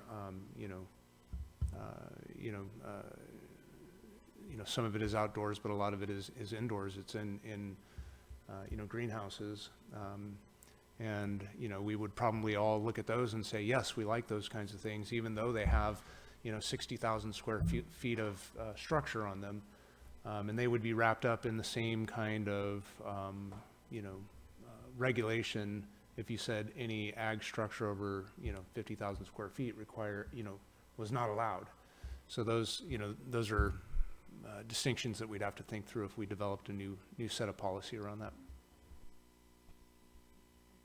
I guess what I'm suggesting is that we should have those discussions and, not go in assuming we know how they're going to come out, because contemporary agriculture with, a lot of capital investment, and does involve a lot of building, or it could. And we have the possibility of directing where that building and where the necessary infrastructure would go. And right now, our definitions basically say, oh, it's agriculture related, it's farming, it's all alike. And we're basically going to set very few conditions for it, other than say that certain things have to be subject to conditional use permits, which make them more expensive to propose, but they do then come before the planning commission. So I just think I'd recommend that we have those discussions when we start talking about zoning, and that we strongly recommend that the county develop some kind of distinctions as well.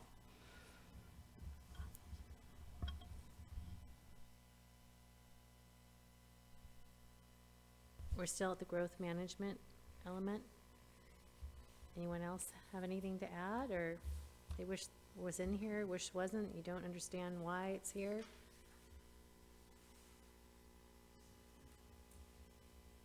So David, shall I open this up to public comments on the growth management I think that element, makes or sense shall to we break it just- into two pieces, but I'll leave it up to you. Oh. Yeah, we only have another half an hour. Okay, well, you might want to take By the public way. comment on growth management and save land use until later. Okay, so did anyone want to make any comments about the, just the growth management element? Please step forward, you'll have 3 minutes.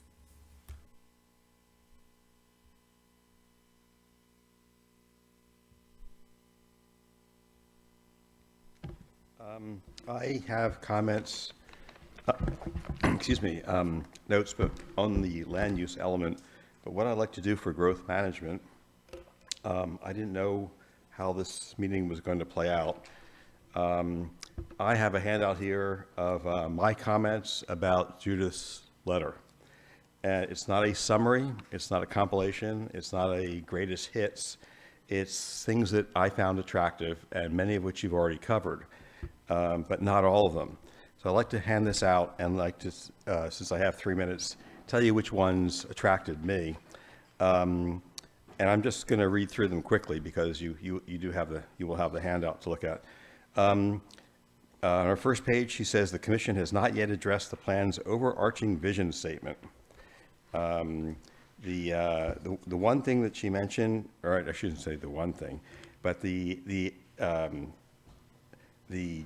policy about annexing undeveloped land, I thought was extremely important, and I mentioned that here too. The idea of I'll mention that in her letter she said we need to figure out what ministerial review is. It's referred to, but not defined. What else is important, or things that I thought were important? Something that Judith already talked about, strongly encourage the community development director to refer county proposals to the planning commission. So again, in honor of Judith, I made this and some notes for you to look at also. Thanks. And then we're going to do land use element at another session. Is that the idea? Yeah, I'm okay with that. I'm just asking. Okay. And thank you for all your work. I mean, it's so clear how much work has gone into this. So thanks. Thank you. You got to thank you finally. Thank you, Fred. The one area that I think is missing is the wastewater treatment plant from the standpoint of what's happening in the future, because we all know at some point it will no longer function there because of sea level rise. So that's a question that was brought up in the Coastal Commission in September. You know, I was one of 2 people that participated in that. And the other 2 were the city Arcata staff, and David was one of them. And basically what came out of that too was that the city is going to have phase 2, which is levee improvement. So if you look at the growth management from the standpoint of the gateway and combination of that, a natural thing that would happen is to protect your assets in the gateway is to also do levee enhancement and some other areas to protect, you know, the gateway area. That's something that also came out in the grand jury report as far as looking at that area. So that's a big issue there, and so I think that that's something that has to be addressed. And you know, my understanding is there's a study that's being done with a grant, but we don't really know where we're at with that, and that's a requirement from the Coastal Commission. So that's a big, I mean, you need to at least purchase the land or think about it or do some studies and decide where that location is going to be, because if you put something else there, you know, that's going to be a disaster for the future of Arcata from that standpoint when that goes under.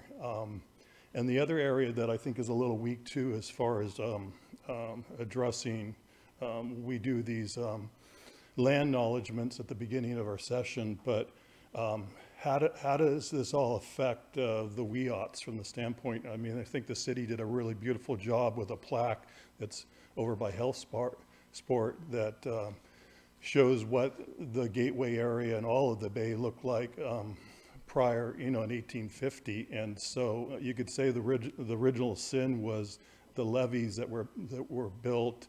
It had a very negative effect on the wildlife and destruction to the WEOTs. So what are we saying if we're at this point in 2023 that if we're going to start doing levee enhancements, and is that a way of repairing the past and damage that's done? And there's you know, there's parts of this that sort of address that, but there's no real action of where that's going to go. And basically those lands that are now the coastal area that are pasture land, those are wetland areas. So with sea level rise, your only chance to really save the bay in the future will be to open up those levees to that area. Thank you, Gregory. Anyone else? Yeah, but let me close. So, We have a commenter online. oh, here we go. Lisa, welcome.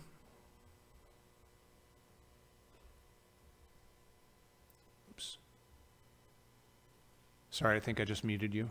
Please unmute again. There you go. Hello. Hi.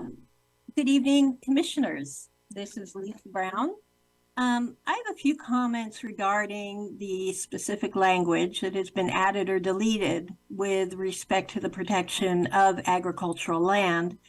But first, I would like to address the sphere of influence boundary.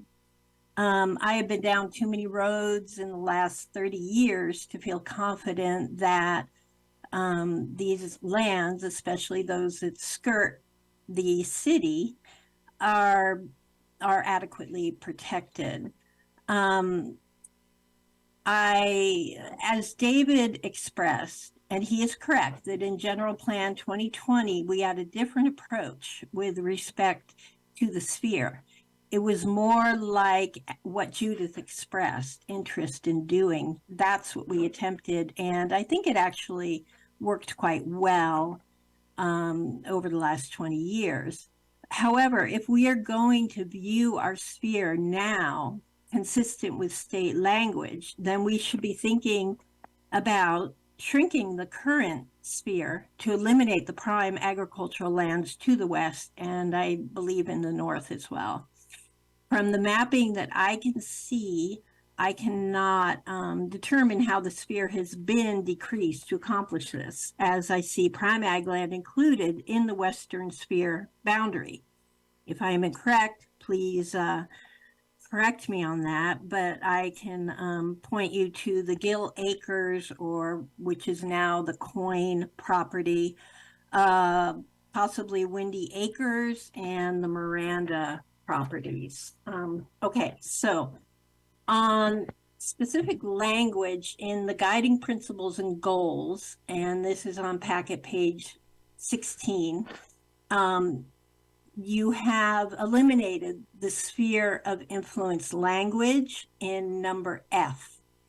And I think that that needs to remain in there. Our green belt is actually within our sphere. Again, if I'm incorrect about that, let me know. And in policy GM 1D under Greenbelt, and that's packet page 18, the language added at the end of the policy is unclear and problematic and should be removed. And that is specifically says, and development only at rural densities be approved. I think that needs to be removed. Yikes, had one more thing. Maybe, I guess that's a land use issue. So I will talk with you later. Okay, thank you. Thank you.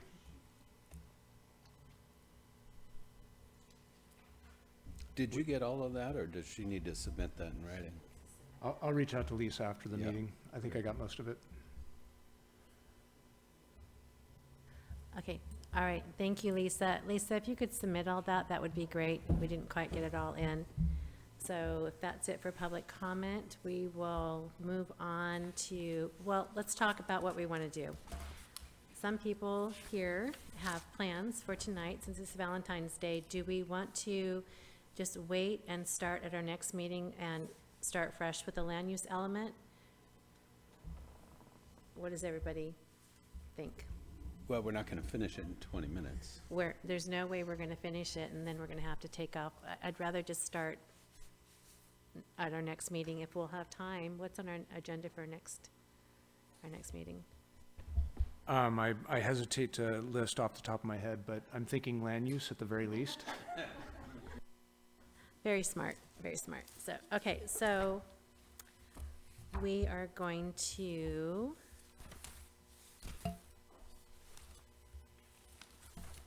come back to that. We're going to put that on our agenda for our next meeting, and we're going to move on to, do we need to, we don't need to vote to bring it back. We're just going to, okay.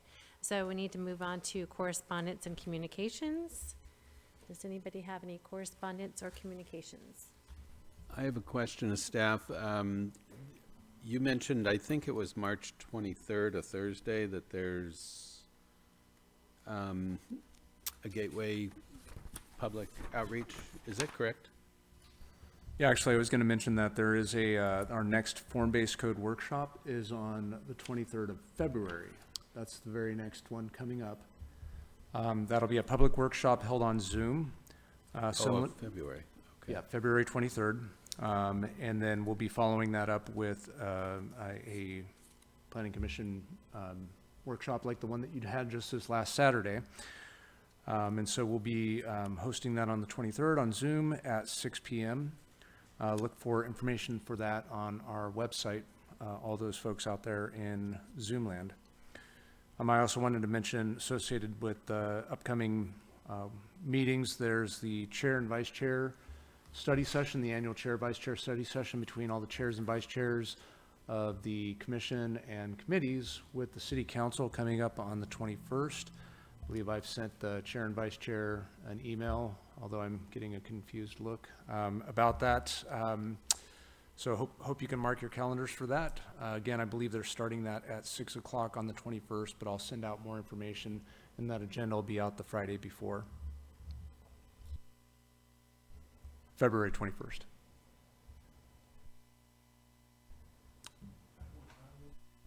It's at 6 o'clock in the evening. And it's not Zoom? Is that an option for Zoom? It's an in-person meeting. Yeah. You can appoint your chair to go. I'm going to appoint my chair to go. Yeah, Okay, any other correspondence and communications? So I have a question, in respects to, what we discussed earlier regarding, proposed projects that are in our sphere of influence or in our planning area. Would this be the opportunity and time where in which you can share with the public specific projects that are happening within our planning area? Is that how it would work in regards of how we would be administrating that? Just to inform the public and share more share more information, because it seems like, we're kind of a sounding board where we can act as a sounding board for the community for these such matters. Yeah, again, as I mentioned earlier, I need to cover this with our city attorney to see what exactly it is that we'd be able to do in this forum, and I'll report back to you on that. But again, there's an online platform that you can go to the county's website and sign up to get notifications. You can designate areas that you're interested in and topics that you're interested in, and then you'll get emailed those notifications when projects of those types come in. You'll be able to go on to their online services and review all of the materials. They post all the materials that are associated with the applications, and you can go through and review those. Everything from application to specific studies that came in for the environmental review. So folks can do that right now, and they'll get immediate notification. I'm thinking at the very least on the agenda, we'll be able to have an agenda item that lists projects that are happening within our planning area that I'm aware of. I want to qualify it's that I become aware of. And then there's a full spectrum out to the discussion we had earlier. Okay, yeah, that sounds good. I was just, it sounds like the more we repeat it, and we have an opportunity to say it in this forum, the greater the likelihood it's going to be, not reach the masses, but reach more people ultimately. So, awareness and community action and participating and so forth. It's something that we would promote. Our entire TV audience will see it. I do have a small question. Should we bring this land use portion of this packet back again? So I would recommend it, yeah. Okay, so you're not going to reprint it then? Not unless you need us to.